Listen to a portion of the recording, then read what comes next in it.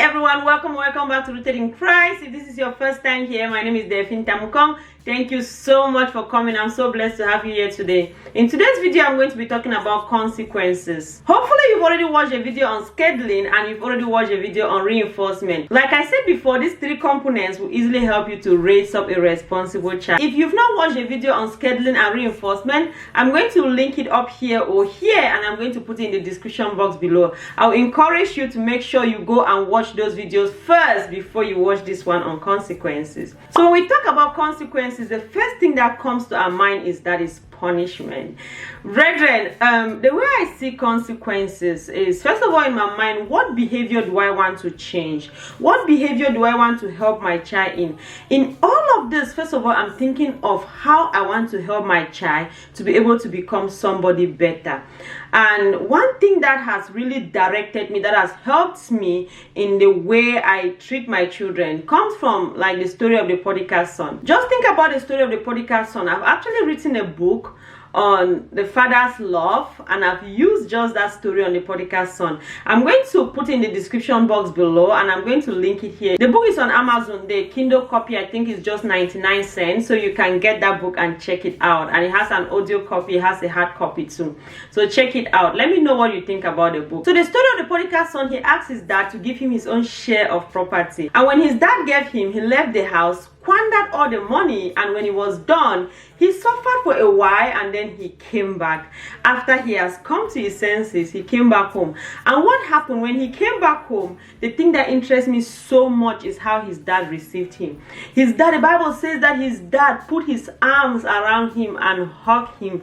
Can you imagine that kind of love? And it's the kind of relationship that our Father, the Lord Jesus Christ, has for us. That even when we go astray, we come back to him, he opens his arms and he receives us. So it's just the same kind of thing. The principle that I have when it comes to consequences, no matter how bad the situation is, in my mind, my goal is, how can I get this child back to me? How can I be able to have this child back? You know, the problem that we have most of the time is that sometimes we discipline the children in anger.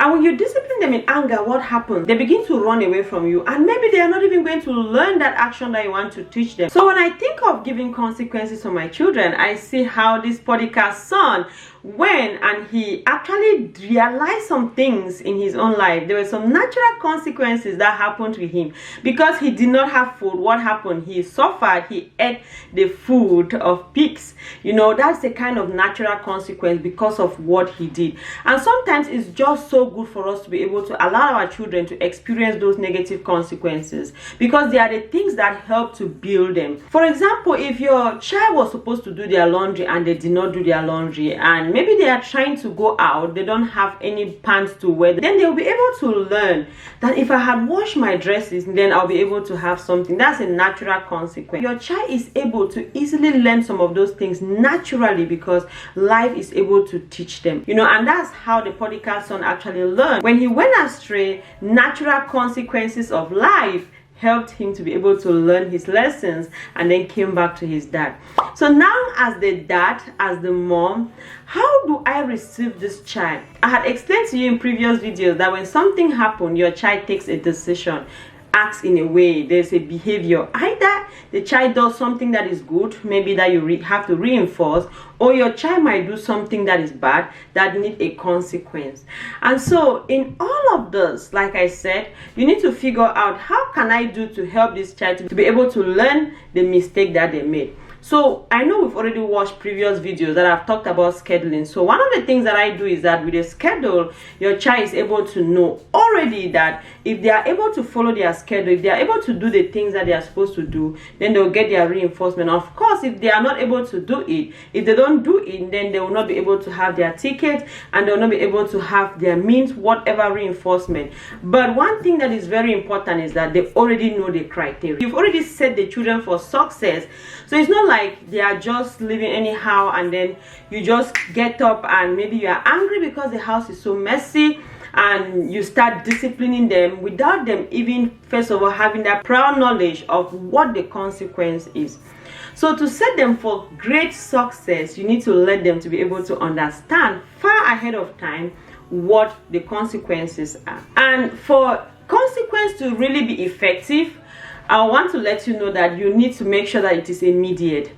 So it means that immediately that behavior occur, you make sure that that consequence follows. For example, if you are trying to train your child not to jump on the bed, every time your child jumps on the bed, then your child should be able to have an immediate consequence. One thing that is very important is that it has to be consistent. Every time that action occurs, your child should have that consequence. And so that will train their brain to be able to understand that whenever this thing happens, this is a consequence that I have. So it teaches them to connect, and so it will help them to be able to easily learn. And you have to make sure that that consequence is something that is important to that child. For example, if your child likes to play outside and you've already set it far ahead of time, that if you don't clean your room, then you will not be able to play. So the time that you are supposed to be outside playing, that time it will be the time that you use to clean your room. So your child already knows the consequence far ahead of time, that if I don't clean my room, then I will not be able to play outside. So it should be something that is very important for that child. That means that you've already prepared the child for success, because they will not want to miss that opportunity to play on. And one thing that I want to let you know is that you should not give something to the child that is just too big, that the child is not able to accomplish. It should be something that is measurable to the action, so that the child is able to meet up. It should not be something that is just too big beyond their ability, because it's going to discourage them and they will instead fail. Just make sure that if you set a consequence for your child and it's not working, make sure that it's something that is important for the child. Make sure that it's immediate. Make sure that is consistent, and make sure that it is not just too big. So if it's not working, then you should know that it might be lacking one of these things, and so you need to make some changes so that you'll be able to work for your child. And one thing that I've always said is that you should not take something that is working for another child and then you want to implement it for another child, because children are completely different. People have different behaviors. They have different ways of acting. So make sure that you do something that is valuable, that is effective for that particular child. Hallelujah. So in all, I want you to know that any consequence that you give your child, you should have at the back of your mind that you want to support them in the process. You want to teach them. You want to help them. It should be a teaching moment, so that they don't grow up and then they become scared of their parents because of the way they are disciplining them, because of the consequences that they get for their actions. So we should be able to make sure that we are bringing them to ourselves, giving them that hug even though they have gone astray. Give them that consequence, and they should already know far ahead of time. That's the best for me, when they already know far ahead of time. And it's so easy when you have like a schedule. I know I've already explained that in previous videos.